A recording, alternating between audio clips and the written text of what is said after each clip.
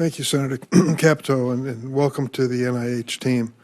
It was about 10 years ago when I met with Francis Collins at NIH, went through one of their spectacular tours, which I recommend to all my colleagues, and I said to him, I can remember as a member of the House when Arlen Specter and Tom Harkin and Congressman John Porter decided to double the budget of NIH. It seemed an impossible task. They achieved it. It made such a difference in that agency. Still, we feel the benefits today. And I asked Dr. Collins, what is it I can do, or we can do now? Doubling it is not realistic. What is realistic? He said 5% real growth each year. I'm going to pass out a chart here which shows what happened after that. I came in and engaged Roy Blunt, who deserves credit again and again for his leadership on this, and my seatmate, who will be here shortly, Senator Murray, as well as Lamar Alexander. And our effort was try to make sure that year after year we continue to give 5% real growth to the National Institutes of Health. This chart will show you that we did a pretty good job of it. The slope that heads on up there, the blue slope, I would attribute to the team that came together. The red or orange part of it that shows is the deficit, where we failed to reach the 5% real growth.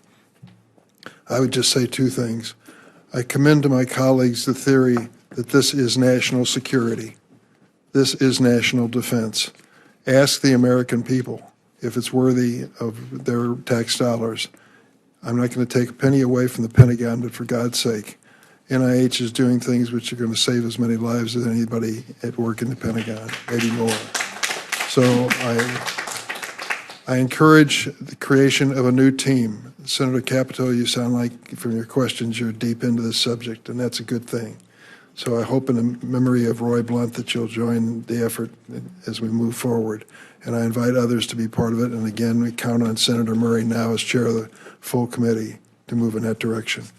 Like my colleagues, I have some specific questions about specific maladies and illnesses which we've taken an interest in. This success story for the National Institutes of Health has had its ups and downs in given areas. Next week, 6,000 blue flags will be placed on the National Mall, each flag bearing the name of a grandparent, spouse, parent, child, neighbor, or friend battling ALS. One of those flags will bear the name of my friend and constituent Brian Wallach, who was active in the White House under President Obama.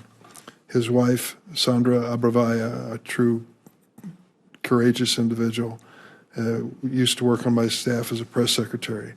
And of course, they have two little daughters. They have been battling ALS for years with some limited success. And I use that word advisedly because I know that you hardly ever want to say that word around ALS. Dr. Collins called me at one point years ago and said, we've come to the conclusion that we're heading in the wrong direction in our research in ALS. We're just not coming up with anything after years and years of effort.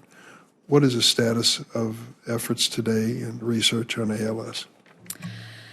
Thank you so much, Senator Durbin. And let me just say right out that this is a tragic, tragic disease, and we are approaching it with a great sense of urgency that it deserves.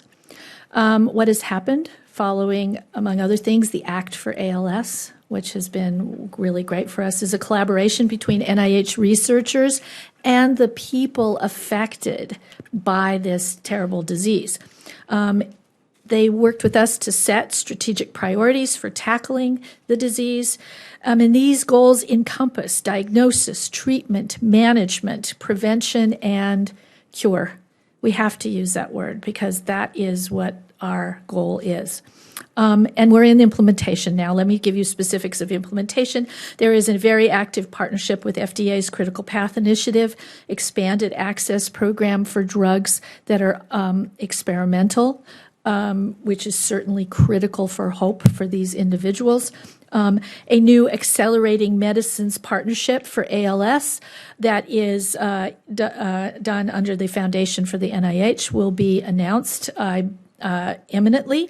And then also some practical but critical things, data sharing, prognosis in the genetics of ALS, biomarker development, and more new trials. Just have a few seconds left. The blood-brain barrier seems to be a topic which I hear about more and more in breakthroughs in medical research. Can you tell me in a few sentences what we're finding? Well, we're finding that there are techniques. This barrier prevents drugs from getting into the brain where they need to work, and we are finding that certain techniques are able to open that barrier so that drugs we need to get in can pass through. The details don't matter, but I can tell you this incredibly active area of research to bring more therapies, more effective therapies to those affected by neurologic diseases. My last comment, glioblastoma is an example. We've lost John McCain, Ted Kennedy, and Beau Biden to glioblastoma, and I'm hoping even at Northwestern University, where there's some research breakthroughs, that we can find a way to treat this malady in a more effective way. Thank you.